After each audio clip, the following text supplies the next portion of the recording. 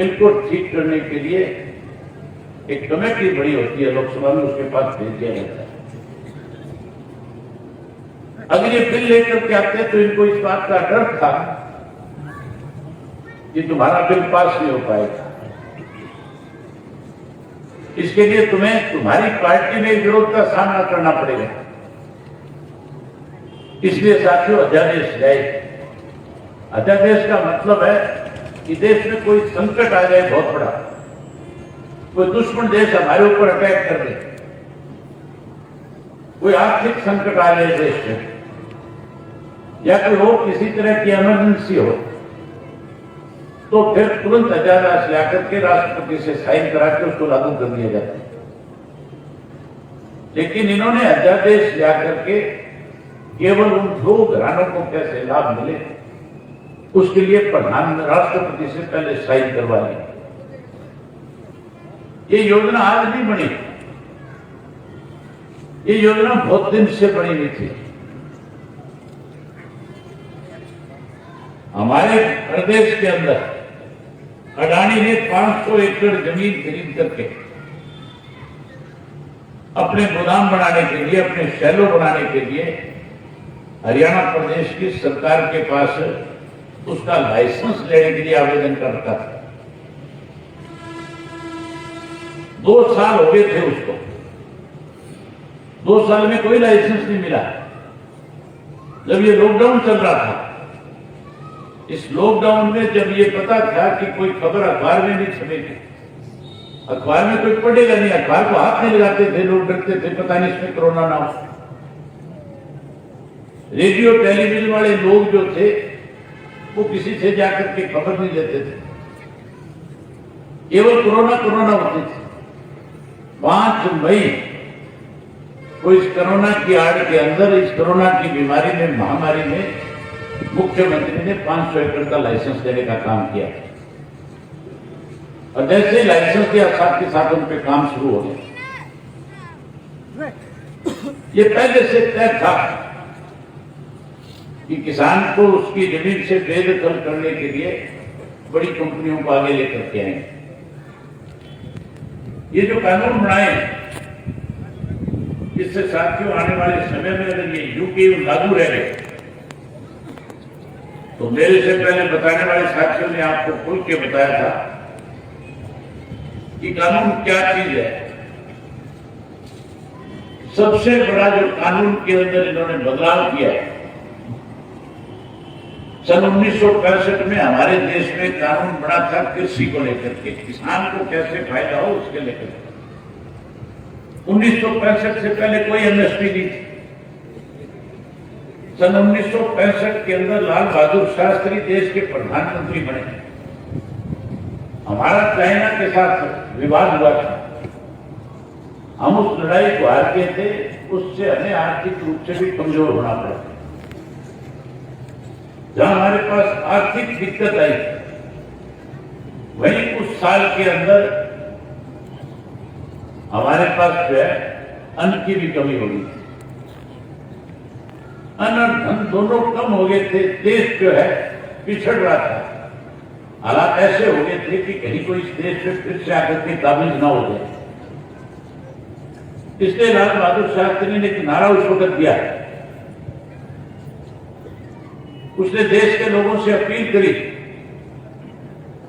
अगर आप चाहते हो कि इस देश के ऊपर कल कोई और काबिज ना हो तो इसके लिए जो आज अन्न की कमी है उसको पूरा करने के लिए हरियाणा, इस देश का हर नागरिक हफ्ते में 1 दिन का व्रत रखने का काम है। लोगों ने सोमवार के दिन का व्रत रखना शुरू कर दिया था और उसके साथ साथ माताओं और बहनों ने अपने हाथ के कंगन निकाल करके, कानों की बालियां निकाल करके, गले से मंगलसूत्र निकाल करके इस देश को आर्थिक रूप से तोड़ना, इसके मजबूत करने के लिए माताओं और बहनों ने अपना सब कुछ न्यौछावर देश में किया। तब जाकर के देश का दोबारा आत्मनिर्भर बना। तब देश के प्रधानमंत्री ने ये मान लिया था कि अगर इस देश को कोई बचा सकता है तो केवल किसान बचा सकता है। किसान को कैसे आर्थिक रूप से मजबूत किया जाए ताकि देश कभी कमजोर ना हो। इसके लिए एमएसपी लागू करी गई थी, एमएसपी का कानून बनाया गया। जहां एमएसपी बनाई उसी साल में मंडियां भी बनाई गई थी। अब हमारे देश का प्रधानमंत्री जो है मंडियां कैसे खत्म हो इसके लिए कानून लेकर के आए। कैसे किसान की फसल को चंद देश के बड़े लोग जो हैं उसको खरीद करके अपने गोदाम के अंदर रख ले, और गोदाम में रखने के बाद जब बाजार में उसकी तंगी आए तो थोड़ा थोड़ा निकाल करके सस्ता लिया और माल महंगे में बेच करके अपनी जेब भरे। इसके लिए देश के प्रधानमंत्री ने इस तरह के कानून बना दिए कि कोई भी व्यक्ति अपनी फसल कहीं ले जाकर के बेच सके, इसके लिए बीच का दलाल खत्म कर दे। दलाल का किसको जो आड़ती था उसको दलाल बना दिया। आड़ती के बिना किसान जो जिंदा रह नहीं सकते। आज अगर मान लो समेण गांव का कोई किसान अपनी फसल लेकर के उकलाना ले जाता है, टोहाना ले जाता है, तो किसी न किसी दुकान पे जाकर के ढेरी करेगा, और जिसकी दुकान पे ले जाकर के अपनी फसल की ढेरी करेगा उसको उस दुकान में बैठा हुआ व्यक्ति जो उसका आड़ती है उसके ऊपर इतना बड़ा भरोसा होगा कि मैं मेरी फसल इसकी दुकान पे ढेरी कर रहा हूं, ये मुझे इसका भाव भी अच्छा दिलाएगा और मेरे पैसे भी सुरक्षित रहेंगे। सुरक्षित रहते हैं नहीं रहते हैं पैसे आड़ती के पास। घर में किसी किस्म की बीमारी आ जाए, बच्चे की शादी करनी हो, परमात्मा ना करे तो बड़ा बुजुर्ग चला जाए, समाज में कैसे आदमी अपने आप को जिंदा रखे उसके लिए ना रिश्तेदार पे जाता ना किसी भाईचारे में खड़ा होता। आड़ती के जाकर के दरवाजे पे खड़ा हो जाता है और उसको कहता है मेरी इज्जत का सवाल है, इतने पैसे चाहिए, और आड़तिया आधी रात को अपनी तिजोरी खोल करके पैसे दे देता है, जा ले जा, वो अपना काम चला देता है। उस आड़तियों को कैसे खत्म किया जाए ताकि वो उसका संबंध नहीं रहेगा, तो फिर किसान को अपनी जमीन बेचनी पड़ेगी और उसके पास कुछ चारा नहीं बचेगा। इसके लिए बिचौलिया कह करके आपके संबंध आड़ती के साथ खत्म कराना चाहते हैं। आपकी फसल जो है पहले तो सरकारी गोदाम में जाते थे, प्राइवेट कोई भी व्यक्ति अपने गोदाम में अगर कोई फसल रख लेगा, भर लेगा, तो अपनी मन मर्जी से रेट लगा के बेचेगा कि नहीं बेचेगा। दूर मत जाओ, मैं आपको ताजा उदाहरण बताता हूं। आज तो प्याज की फसल आई हुई है और प्याज और आलू दोनों जो है, आलू की तो ऐसी हालत होती थी मंडियों में कि कोई खरीदने वाला नहीं होता, मंडी में फेंक के आना पड़ता था। प्याज भी गांव के अंदर ट्रालियों में भर करके फेरी लगा करके लोग बेचते थे, कहते 5 रुपए 6 रुपए 7 रुपए किलो ले लो। अब की बात भाई ट्रैली वाला आया कि गांव में कोई देखा नहीं है, कहता बेचता हूं। इसलिए नहीं आया कि प्याज सबसे ज्यादा नासिक में होता है।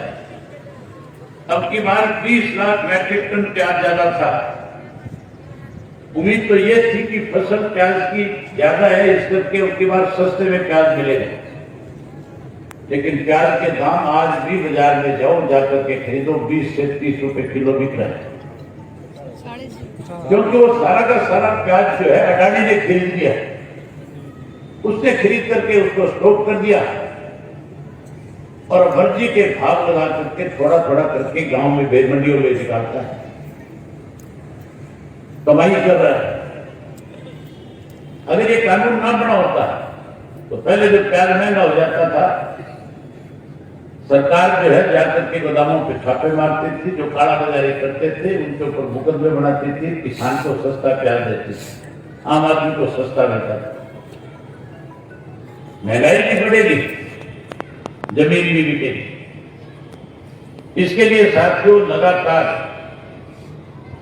किसान जो है देश के प्रधानमंत्री को ये कहने के लिए लाखों की संख्या में इकट्ठा होकर के दिल्ली के चारों तरफ बैठे हैं कि आपने जो कानून बनाए हैं, ये हमारे लिए सबसे बड़ी संकट की बात है, आप अपने कानून वापस लो।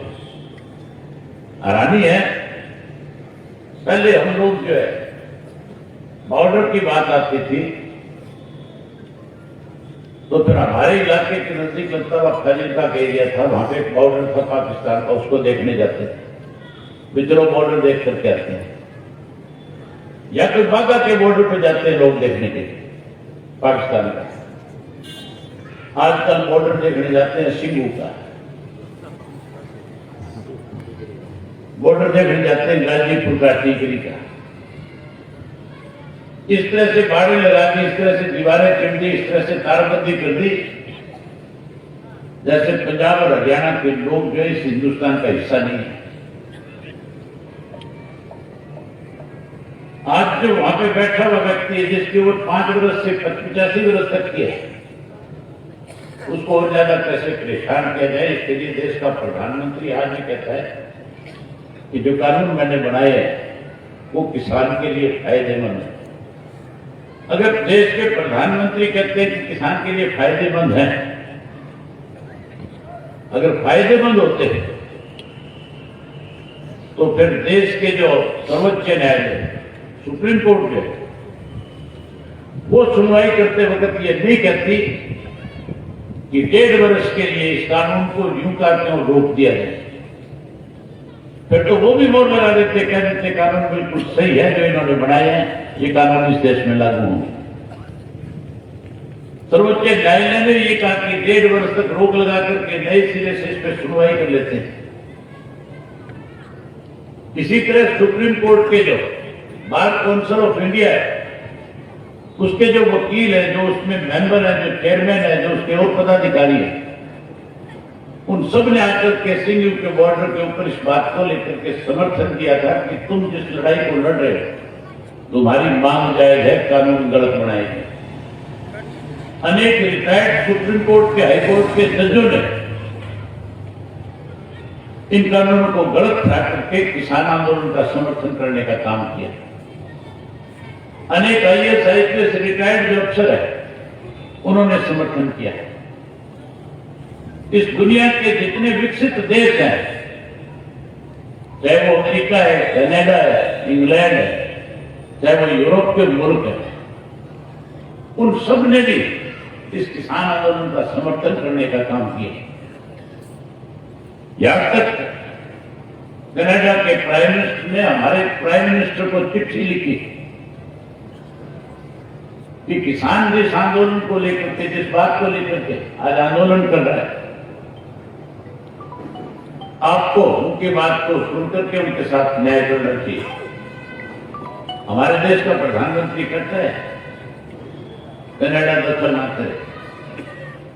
अकेला कनाडा नहीं, दुनिया के कम से कम 800 से ज्यादा ऐसे मुल्क है जहाँ किसान आंदोलन को लेकर के जहां जहां भारतीय बसे हुए, उन्होंने अपने अपने देश के प्रधानमंत्री को चिट्ठी लिखी और जितने अपने वहां पे बाहर एम्बेसी खुली गई, उनके बाद जाकर के प्रदर्शन करके मेमोरेंडम हमारे देश के प्रधानमंत्री को भिजवाया।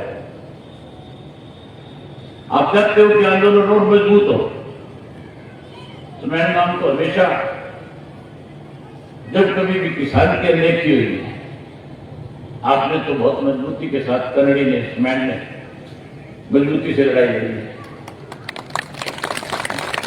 अब भी मेरी ख्याल इस काम में बड़ी संख्या में लोग जो है टीकरी पे बैठे होंगे, महिलाएं भी गई होंगी।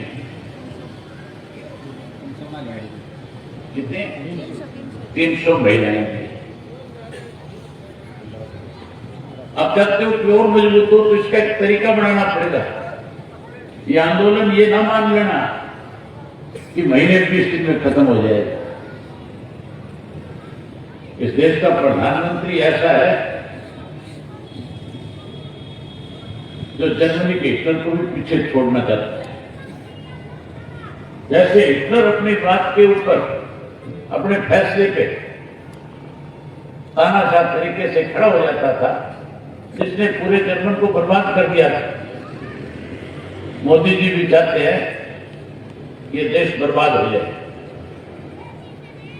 लगातार इस किस्म के कानून बनाए हैं जिससे देश बर्बादी की तरफ बढ़ रहा है। देश के प्रधानमंत्री की जिम्मेवारी होती है कि देश के अंदर देश को मजबूत बनाने के लिए आम लोगों को रोजगार दो। ऐसे फैसले जो जिससे दुश्मन देश को डर लगे, हमारे देश के अंदर हमारी ताकत बढ़े। इसने तो रेलवे बेच दी, इसने बैंक बेच दिए, इसने जो है रेल एक कंपनी थी वो भी बेच दी, सेल की एक कंपनी थी वो भी बेच दी, इसने हवाई अड्डे बेच दिए। जहां जहां भी कमाई का कोई साधन था वो सारा प्राइवेट हाथों को दे दिया। अब इसकी निगाह तुम्हारी जमीन पे है,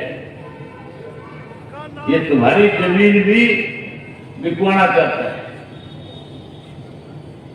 इसलिए ये कानून कोई महीने 20 दिन चलने वाला नहीं, ये कानून लंबा चलेगा, ये आंदोलन लंबा चलेगा। और इस लंबी लड़ाई के लिए आपको कमेटी बनानी चाहिए गांव में। कमेटी बना करके ड्यूटियां बांट देनी चाहिए कि हमारे गांव के ये 50 लड़के, ये 50 औरतें जाएंगे जो 15 दिन रह करके आएंगे, अगले 15 दिन के लिए और दूसरा ग्रुप तैयार करो, और अगले 15 दिन के लिए और अगला ग्रुप तैयार। ग्रुप बना करके लोगों की जिम्मेवारी लगाओ ताकि आंदोलन कमजोर ना पड़ सके और ये आंदोलन मजबूत हो सके। मेरे इस्तीफे का बारी बारी जिक्र किया जा रहा है। मैंने इस्तीफा देके किसी पे कोई एहसान नहीं किया है। मैंने इस्तीफा इसलिए दिया था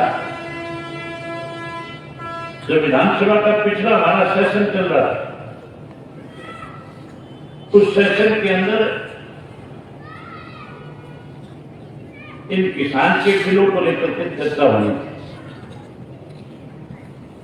जिम्मेवारी विपक्ष की होती है।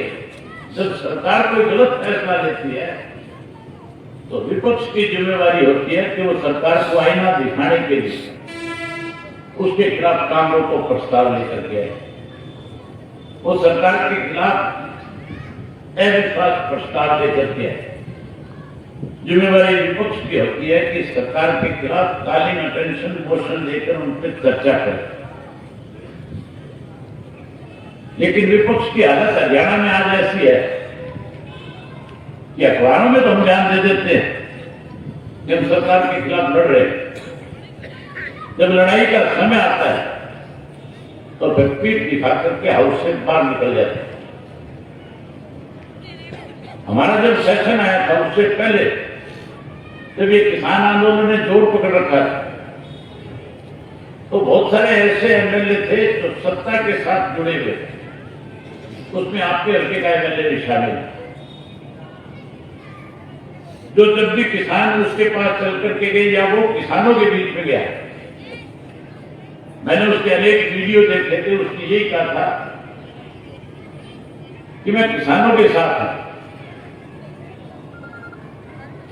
और जब मौका आएगा किसान की बात करने का तो मैं उसकी लड़ाई लड़ूंगा। लोगों ने जब इस्तीफे की बात करी, उसने कहा कि समय आएगा तो इस्तीफा भी दूंगा। नहीं कहा,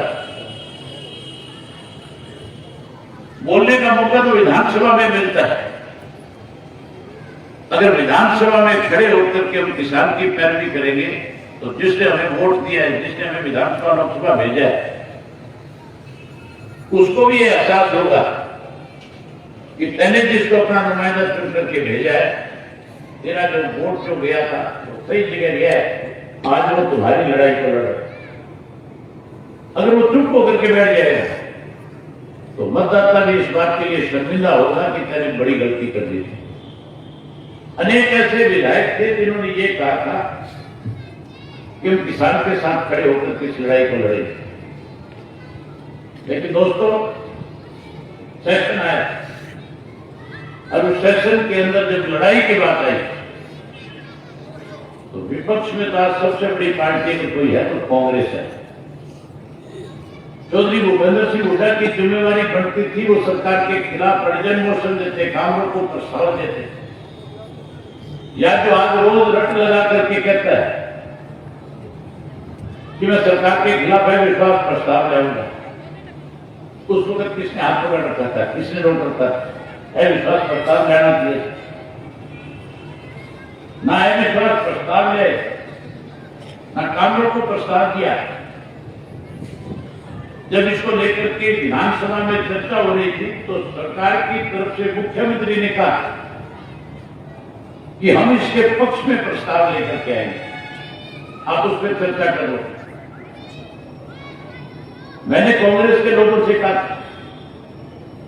कि आप किन चेहरों को बेनकाब करना चाहते हो, अब ये सरकार जो प्रस्ताव लाएगी हमें इसके ऊपर चर्चा करनी चाहिए, हमें खुल करके सरकार की घेरेबंदी करनी चाहिए, हमें अपनी बात करनी चाहिए, हमें अपना पक्ष रखना चाहिए।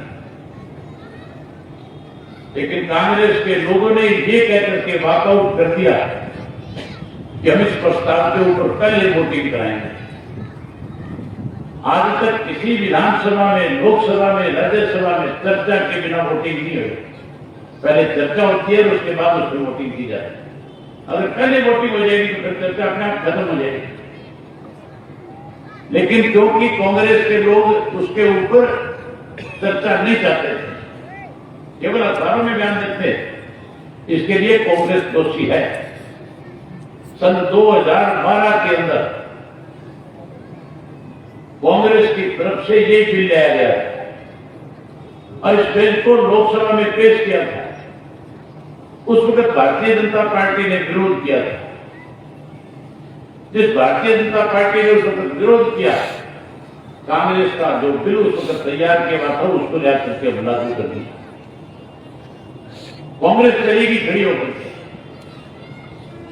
बीजेपी वाले मन ही मन में राजी हो रहे थे कि अभय सिंह अकेला देखेंगे क्या करेगा। लेकिन मुझे जब स्पीकर ने बोलने का मौका दिया, मैंने 40 मिनट लगातार इन बिलों को लेकर के सरकार को कटघरे में खड़ा करने का काम किया। दो चार जैसे उनकी आदत है बीच में टोकने की, कहीं ना कहीं उकसाने की कोशिश करते हैं। जब उन्होंने इस तरह की कोशिश करी तो मैंने उनको इस तरह से हाउस के अंदर करारी बात कहकर के ना केवल चुप कराया, बल्कि उनको एहसास कराया कि तुम अपनी जगह पे गलत। जहां साथियों बीजेपी ने आपके साथ धोखा किया, वहीं कांग्रेस ने भी पीठ दिखाई। आज इसलिए हम सबकी एक जिम्मेवारी बनती है कि जो लोग केवल अखबारों तक सीमित है, जो अखबारों में कहते हैं, जब मैं वहां पे अपनी बात कर रहा था, मैंने उसी वक्त इस बात को लेकर के फैसला कर दिया था कि जिस विधानसभा के अंदर कृषि के जो गलत कानून बने उनको साबित करने के लिए वोट लगाई जा रही है, मैं ऐसी विधानसभा का सदस्य नहीं रहना चाहूंगा। और मैंने उसी दिन पार्टी के साथियों से बातचीत करी। मैंने बातचीत करके इनसे कहा कि जहां हमें इस आंदोलन का हिस्सा बनकर के लोगों के बीच में सेवा करनी, इस आंदोलन को ताकत देनी, हमने उसी दिन ये तय भी कर लिया था कि जो लोग आज सीकरी के बॉर्डर पे बैठे हैं, जो लोग आज शंभू के बॉर्डर पे बैठे हैं, हमारी पार्टी का एक एक कार्यकर्ता उनके बीच में बिना पार्टी का झंडा लेकर के, बिना कोई पोस्टर बैनर लेकर के, जहां पंजाब के लोगों की देखभाल करेगा, वही इस आंदोलन को मजबूत बनाने का काम करेगा। हजारों साथी इस काम में लगे हुए हैं। मैं अनेक दफा सोलन वहां जाकर के आया। जब विधानसभा के बाद हमने मीटिंग करी तो मैंने एक ही बात कही थी पार्टी के साथ में, अगले दिन लोगों ने मुझे विधानसभा में चुन करके भेजा है, कल उनका विश्वास मेरे से ना उठे, इसलिए मैं एक दफा अपने विधानसभा क्षेत्र में जाना चाहूंगा। विधानसभा के क्षेत्र में लोगों से मिलकर के आया, गांव गांव जाके आया, सब जगह खुल करके पूछ करके आया कि बताओ क्या फैसला करना चाहिए। सबने एक ही बात कही कि इस्तीफा दे दो। मैंने कहा तुम्हारे यहां बाई इलेक्शन हो जाएगा। वो कहने लगे कि कोई फर्क नहीं पड़ता, हमें बाई इलेक्शन लड़ने की आदत पड़ी हुई है। उस हल्के में पहले भी 3 बार बाई इलेक्शन हुए, तीनों बार जब बाई इलेक्शन हुए उन्होंने इंडियन नेशनल लोकदल पार्टी को और ज्यादा मजबूत करके विधानसभा में भेजा। इसलिए मेरा जो अस्तित्व है, उस अस्तित्व से बहुत से लोगों की चूड़ियां चुनने वाली है, बहुत से लोगों के सामने दिक्कत और कठिनाई आने वाली है। जो तुम्हारे बीच में आकर के कहते थे हम तुम्हारे साथ हैं, कहीं दिखते हैं क्या?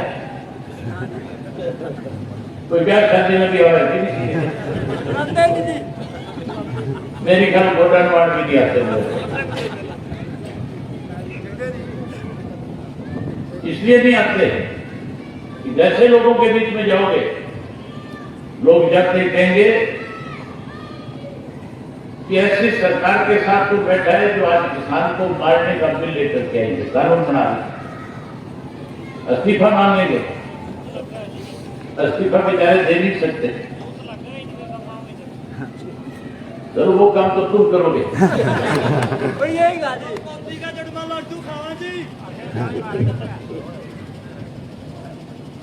वो लोग कहीं ना कहीं कुर्सी के चिपके हुए। अब उनको इस बात का एहसास हो गया कि दोबारा तुम्हारा दाव लगने वाला नहीं। मैं विधानसभा में खुद के कह कर गया था कि जो किसान के साथ नहीं खड़ा होगा वो दोबारा इस विधानसभा का सदस्य बनना तो दूर की बात है, उसकी 3 पीढ़ी में पंचायत का मेंबर भी नहीं बन सकेगा। इनका बना दो के दोबारा तुम करो।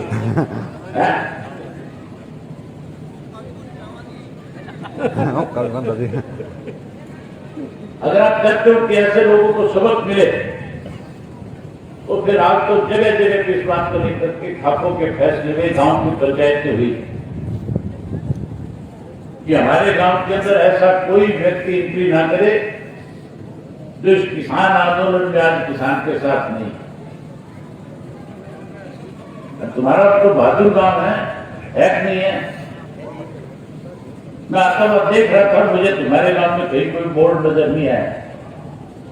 बोर्ड लगाओगे कि नहीं लगाओगे?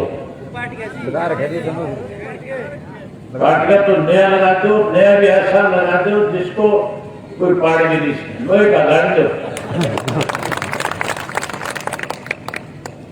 जहां बोर्ड लगाओ वही जिसके पास ट्रैक्टर है उसके ऊपर तिरंगा लगाओ, किसान का झंडा लगाओ, ताकि तुम्हारी ताकत जो है दिखती रहे सब। मैं बहुत सारी बातें करते जाऊं, लेकिन निवेदन करने हैं कि अब जो है कमेटी बनाओ, कमेटी बनाकर इस आंदोलन को मजबूत करो, इस लड़ाई को जोर से लड़ो। देश के प्रधानमंत्री को जो काले कानून बनाए हैं इनको वापस लेने पर मजबूर करो। इसके लिए साथियों आपसी भाईचारे को मजबूत करो, छोटे मोटे मतभेदों को दूर कर लो। मैं उम्मीद करूंगा कि समेन गांव बहुत बड़ी ताकत बनेगा। न केवल अपने गांव को ताकत बनाओगे बल्कि आस पड़ोस के गांव के लोगों के जो रोजाना आपके संपर्क में, उनसे भी इस आंदोलन के साथ जोड़ने का काम निवेदन करने हैं कि अब जो है कमेटी बनाओ, कमेटी बनाकर इस आंदोलन को मजबूत करो, इस लड़ाई को जोर से लड़ो। देश के प्रधानमंत्री को जो काले कानून बनाए हैं इनको वापस लेने पर मजबूर करो। इसके